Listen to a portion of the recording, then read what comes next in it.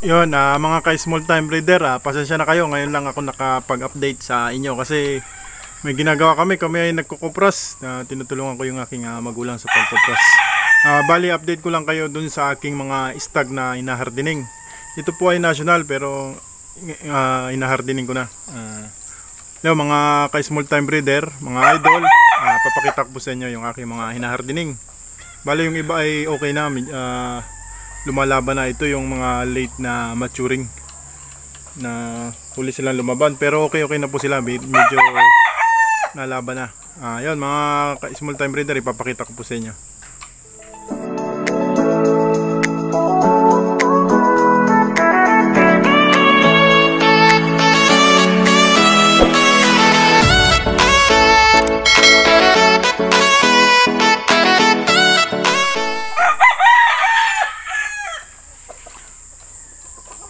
Labo.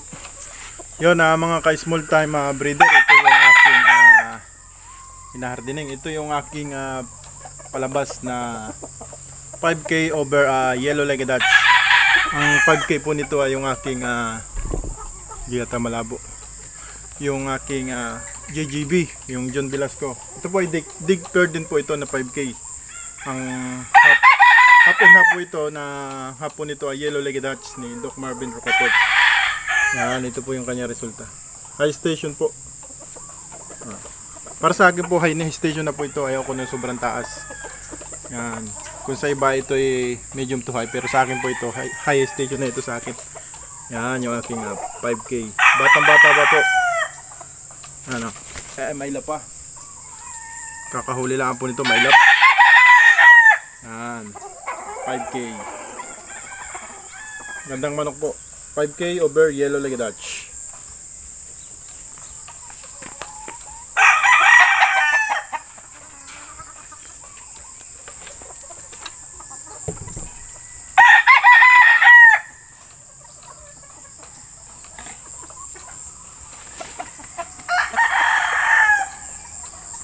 Yun, mga ka-small time breeder, mga idol, ito naman yung aking Hatch Kelso. Half and half din po ito, 50-50 panlaban. Ang hatch po nito ay McLean hatch ni San Termo, ni Mang Ray, ni Idol Ray. Yung po ay lagi ko nakaka-chat nung siya ay nabubuhay pa. Kaya ito na yung mga kanyang linyada. Half and half po ito doon sa aking Cardinal Club Kelso ni Gustavo. Hindi kalaki ang manok, sakto lang po. Maganda ang kanyang station. Yan po yung kanyang paa. Yellow pit na may dirty. Yan, dirty pit na may dirty pit. Yan. Kelso over McLean hatch. Yan.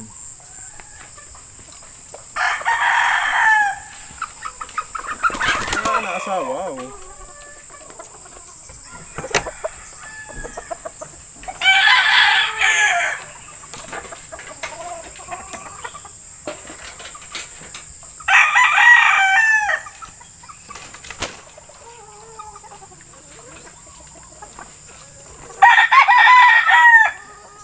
Yan, mga ka-small time breeder, ito naman yung isang 5K yellow-legged Dutch. 50-50 pa rin po ito. Favorite ko po yan, yellow-legged Dutch. Yan. Nakahuli pa lang din po. 5K yellow-legged Dutch. Sir Jun Velasco ng JJB Game Farm ng Tanay. Shoutout po sa iyo, maraming salamat din sa pinadala mo sa akin na pair. Yung kanyang babae, kinuros ko doon sa ni Doc Marvin Rocaport na nakuha ko naman sa kaibigan ko na dark side ng yellow-legged Dutch. Ito yung kanilang kombinasyon, lumabas yan. Magagandang manok, gaganda na itsura, sakto lang yung laki. Yan.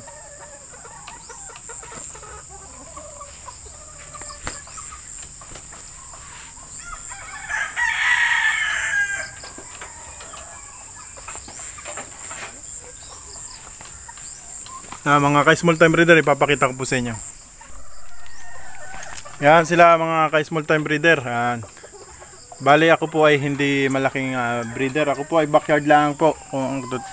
po yung backyard lang, small time breeder. Kaya po ang pangalan ng YouTube ko ay STB kasi small time breeder. Yan. Yan po sila. Ito naman pong babaeng ito, ayan po ay lemon. Original na Eddie Soyson po yan. May leg band pa yan. May wing band pa yan na Eddie Soyson. Lemon po yan, may anak na rin po yan sa akin. Yan. Ito po yung aking Hutch Kelso na pinakita kanina. Yan. Ano kaya ang ano niya mga idol? Kung bakit ano kaya ang posibleng cause? Kasi nagkakain siya ng balahibo sa likod kung mapapansin nyo yan. Pero tumutubo na siya. Yan ating Hutch Kelso. Ito naman po ay anak ng aking San Termo yan. Palabas ko na po yan doon sa original. Yan San Termo. McLean po yan. Original McLean. Yan. Tapos ito po yung isa na pinakita ko sa inyo. 5K Yellow Legged Dutch 50-50. Yan. Maganda po ang istasyon yan. Yan Tama-tama lang. Yun naman pong babae na yun ay ayaw magpa-picture. Takot na tuka. Yan ay aking sariling kombinasyon ng yan po yung tinatawag ko na Beatles White. Sarili ko kombinasyon yan.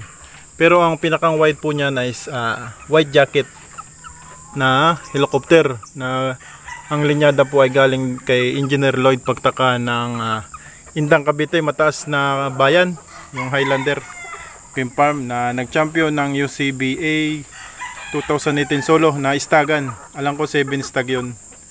Ayun, yan yung mga linyada niya na pinarami ko dito sa akin. Pero may sinalpak ako diyan na para mas para sa akin na mas gumanda sila. Mas gumanda yung istasyon. Shoutout kay Kuya Lloyd Pagtakha ng Highlander Game Farm. Taga Indang. Na yan naman yung ating kinokondisyon.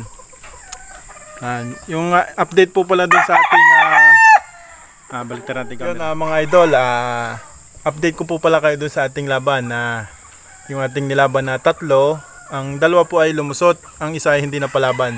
Yun nga yung isa, itutuloy natin sa susunod. Bali, i-kondisyon natin ng panibago dahil yan po ay yung nakaraan ay nakapointing na yan. Ang lumusot po ay yung 2 McLean. Yun, shoutout kay Ma'am Carol Ichon ng siya na po yung nagmamanage ng farm ni Sir Ray Ichon ng San Termo Game Farm. Yun, salamat sa pinadala ni tatay mo sa akin na materyales. Nagpapanalo sa akin yon. Ipapakita ko pa sa inyo ibang stag na tinali ko na nandun sa kabila. Ayun mga idol, doon sa mga gusto pong mag-acquire o i-chat nyo lang po ako doon sa aking Facebook. Kasi hindi ko po kayo ma-replyan dito sa YouTube kasi alam ko bawal bawal tayo maglagay ng price dito. Pero ilang piraso lang po itong pang-outcoast, yung mga 10 piraso lang. Kasi kami po ay naglalaban din naman, may mga financer na gusto mag-finance yun, kaya hindi ko po lahat nire-release. Kunti lang po itong manok ko. Siguro kung tayo papalarin sa pag-breeding, kung tayo papalarin, marami tayong maging customer, magbe-breed po tayo ng marami para may ano din po natin, may release natin. Mga idol, ipapakita ko na rin pala sa inyo to. Ito po ay late born na aking ito po ay anak ng aking kanawayo na throwback na kinross ko dun sa sweater na 5K. Yan po yung lumabas yan. Na pongka na siya. Parang naga gold. Yan Yan po ay 3 months and a half pa lang yan. Ito po yung original ko na na Yellow Legged Dutch na pullet yan. Yan po ay galing dun sa kumukuha sa akin ng panlaban na si Sir Eric Largado ng Australia ng Eric Largado Game Farm. Dito lang din po sa amin, pero ang original po niyan is kay Sir Hermie Pagtaluna ng Fransopia. Yan, Fransopia. Yan po kung tawagin ko ay Fransopia Yellow Legged Dutch. Yan yung ginamit ko. Ito po yung mga anak niya. Yan. Kayo, nandun sa dulo. Ito iba naman. Iba po yan. Tinali ko po para mas malagaan ang mayas. Yan lang po yung area ko. Yan, mga ka-small time breeder yan. Area ko po yan. Yan. Maitlog na yata tayo. Mukhang mga ka-small time breeder, itlog na yung aking nabili sa price tag yan. Yung nandito sa banda rito. Yung yun. Nakaupo. Binibreed natin yan. Pa yung ating ibang late born, yan. Pinanghuli ko po. Ilagay ko na sa flying pin at yan ang hirap hulihin pag nasa gubat yan. Oh. Yan, ito pa po yung aking ibang stag. Yan. Yan, kakatali lang po niyan. Yan, oh. Lemon. Yan po ay Dukhal si Lemon. Linyada ni Idol ni Mang Eddie Soyson. Idol ko po yan. Yan, oh. Pero po yan nung pinakuha ko sa kanila, yung mga magulang yan. Yan. Yan siya kaya. Gumanda yung istasyon nila, gumanda rin yung kanilang itsura. Pero talagang lemon blood po. Papalog yan is lemon blood yan. Straight comb, 100% po talagang yung lemon niya. Straight comb talaga. Hindi siya, bihira siya maglabas ng pikom. Hindi pa po ako nilabasan ng pikom. Ito po yung kasama niya. Oh. Yan o, medyo mailap pa. Pero lumalaban na po yan. Yan ang ilaplaan niya. No? Lemon po yan, lemon. Dukhal si Lemon. Yan. Tapos ito naman yung aking bagong tali na hinardining ko. Yan po ay Cardinal Club Kelso over Yellow Legged. Tawag dyan, McLean Hatch ni San Telmo. Mga bagong tali po yan. Yan. Yan ah. Tama-tama lang po yung istasyon niya. Ang lumabas na kulay is wine red. Yan, wine red yan po. Tapos ito po yung kapatid nung nandun ay hinardining natin na 5K over Yellow Legged Hatch. Una ko po itong hinardining. Yan ah. Yan, 5K over Yellow Legged Hatch. Isang linggo po yung hinardining. Nung tinali ko dito, naglaban na silang dalawa. Yan, ipapakita ko na rin po sa inyo yung area ko. Umaga po dito ngayon, alas 7 ng umaga, kakatapos lang natin magintindi ng manok. Nagpainom na tayo. Nagpakain, yan. Yung iba nating mga istag. Hindi pa masyado nalalaban. Yan. Yan. Yan. May ila pa.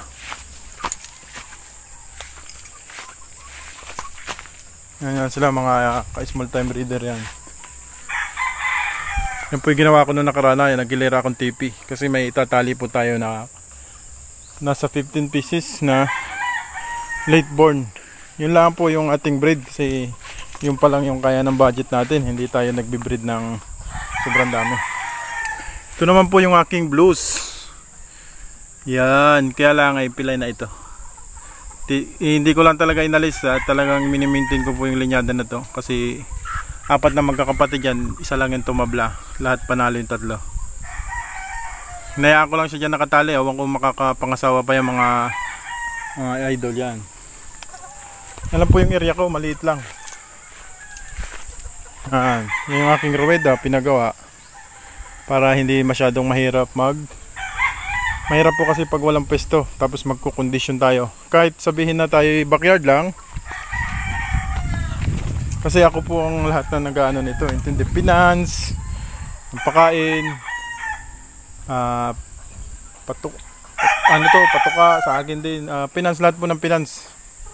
Solo ko po ito. Tapos ito po ay parang partnership namin ng tatay ko. Pero yung tatay ko, pag ako po wala dito, halimbawa ay naluwas ako ng Maynila, siya po yung nag-aintindi dito. Wala po akong tauhan dito, sarili ko lang ito. Mas maganda kung ikaw mismo yung ating mga small time breeder, mga idol. Para sa akin, kasi ako po ay dating OFW, umuwi na po ako dito sa Pilipinas. Pero nandun pa po ako, talagang ito na. Nilipatan namin. Ito po hindi ko sariling lupa, kami bali parang nakilagay lang dito. Ito po ay sa lolo ko na lupa. Pero yung bandang taas, yung range dun sa taas, sunod ipakita ko sa inyo, yun po ay sa tatay ko, saka sa nanay ko. Ang hinayang naman ako, nilagyan ko na itong manok. Ang ano ko lang naman dito sa manok, talagang ito po ay binibenta ko. Yung may mga kumukuha sa akin pailan-ilan, inananalo, bumabalik naman yun. Kaya naisipan ko pong kahit pa paano mag-breed ng kunti-kunti, parami ng parami. Yan, ito po ay dati nasa likod lang ng bahay namin ay nung medyo madami na, medyo crowded na, naghanap ako ng pwesto. Dito nga nagustuhan ko. Ito pinatabasan ko po. Ito hindi pa dati ganito. Ito gubat. Wala pa itong mga maliliit na nyugay, saka yung mga saging. Ito po ay pag tag-init, sobrang init, ito po ituyo lahat ng damo. Pinataniman ko ng madre cacao, tinaniman ng tatay ko ng nyug, tapos saging. Yun, nakaka-harvest yan ng saba dito. O, di maraming pakinabang po. Yan. Talagang mas maganda yung ikaw mismo yung mag-aalaga ng manok mo kasi makikita mo kung ano yung problema. Mas madali kaysa yung sabihin mo na iutos mo lang kasi sasabihin sa iyo ng mga taga-alaga, ayos po boss yung yung ating mga manok, pero pag ikay umuwi at nakita mo parang hindi pasado sa iyo, hindi ka satisfy. Kaya mas okay yung yun lang yung para sa akin na advice, hindi ko alam do sa para sa iba. Yun, kaya nung ako umuwi dito, nakita ko yung mga lahat na hindi na pwede na ituloy, lalo na doon sa mga binread. Kinatay ko na po yung iba, pinaulam ko yung iba, pinamigay ko sa mga kapitbahay para kasi makakatulong din naman sila sa iyo kung halimbawa may mangyari dito sa konti nating manukan, makita nila yun, ito sasabihin sa iyo, may kung magkakaroon sila ng concern, yun lang. Yun yung purpose ko doon, para hindi mo naman gagamitin, hindi ibigay mo na sa kanila kasi yung mga kapitbahay namin po dito, mga bahay-bahay lang, nagmamanok sila pa unti-unti. Pinibigay natin yung hindi na nating magagamit, na mga sobra sa atin yun. Yun mga ka-small time breeder, salamat po pala doon sa mga subscribe dito sa aking munting YouTube channel. Bali, comment lang po kayo dyan yung mga magpapa-shoutout at sa susunod po na vlog ay isa-isahin ko kayong i-shoutout. Doon sa mga nag-inquire po, pasensya na po, hindi ko po kayo ma-replyan dahil ako po ay busy. Ako ay nagkukupras ng tatay ko sa kanong kapatid ko. Dagdag income na rin. Hintayin nyo lang mga idol, magkakaroon tayo ng farm visit doon sa ibang manukan dito na maliliit. Gagawin po natin yan para tayo makatulong. Ang purpose po ng channel ko na ito ay matulungan ko rin yung mga kapwa ko maliliit dito sa aming isla, na ang buhay ng game pole dito ay hindi lang yung sasabihin na sugal. Ito po ay isang hanap buhay din na matatawag dahil tayo nakakapagbenta. Kasi totoo lang po, itong pinagpagawa ko nitong ruweda ko ay inipon ko yung pinagbentahan ko unti-unti. Tapos nung naipon ko na, bumili ako ng yero, nagpa-power saw ako. Nung alam kong okay na yung okay na yung budget ko na pagpagawa nito, buo na, pinagawa ko nitong ruweda ko. Dati po ito dito ay walang tao, walang ilaw. Itong mga solar na ito po ay galing sa pinagbentahan ko ng manok. Yung palibot na lambat dito, yan po ay pinagbentahan ko rin ng manok. Yung patubig medyo nahuli-huli na yan dahil nag-ipon ulit tayo nung nakabenta tayo ng 9 pieces yata yung nabenta ko. Bumili ako ng 2 rolyo na tubo para dito sa tubig, kasi kung magamano ka tapos napakahirap po nung wala kang sariling tubig, yung ikay kung tawag dito sa amin ay matabo ka, kung parang ikay maigib, parang ka sa ilog, kuha kang timba at taglay yung pupunta doon, mahirap. Kaya ang naisip ko, nagpalagay po ako ng tubig doon. Andun yung tubig ko. Ang lakas po ng tubig yan. Parang may pump yan. Tapos sa susunod magpapagawa tayo ng kulungan ng baboy. Mag-aalaga na rin tayo ng baboy. Doon sa kabilang side naman. Kasi sayang naman yung space. Kaya tayo mag-aalaga. Yun, mga ka-small time breeder. Bali, comment na lang kayo dyan at isa-shoutout ko kayo susunod. Hanggang dito na lang muna yung aking maiksing video. At maraming salamat po dun sa mga nag-subscribe. Ako po ay nagpapasalamat sa inyo ng marami at ngayon pa lang po ay kung tayo po man ay umabot po tayo ng 10,000 or 5,000 na subscriber, ako po ay magpaparapol paparapol po ako na isang pulit na parang pasasalamat ko na po dun sa lahat po ng nag-subscribe, tumulong. Yun po ay tulong ko sa inyo at ako po ay tinulungan ninyo, ay tutulungan ko rin po kayo. Yun yung isa kong ibabalik sa inyo. Basta kung halimbawa ay maka 5,000 subscriber po tayo, gagawin ko po yun, magpaparapol ako. Yung sino man yung makakapagbigay sa akin ng screenshot, halimbawa, ngayon pa lang po sinasabi ko na yun kasi talagang po ako magpaparapol dun sa mga, ngayon po itong mga binibreed ko na yan, yung mga binibreed ko po na yan, 6 na piraso lang yan. Kasi pinili ko po talaga yan. Kaya doon sa mga may mapipili tayong maayos na pulit yan. Kasi hindi naman tayo basta hindi naman maiwasan na tayo magkakal. Talagang magkakal. Pero iiwan natin yung maayos. Kung maabot tayo ng 5,000, paparapol tayo ng isang pulit. Yun yung gagawin natin. Kung umabot tayo ng 10,000 na subscriber, paparapol ako ng 2 pulit na para dun sa mga tumulong sa akin. Yun, mga ka-small time breeder, hanggang dito na lang yung aking maiksing video at salamat po sa inyo and God bless you.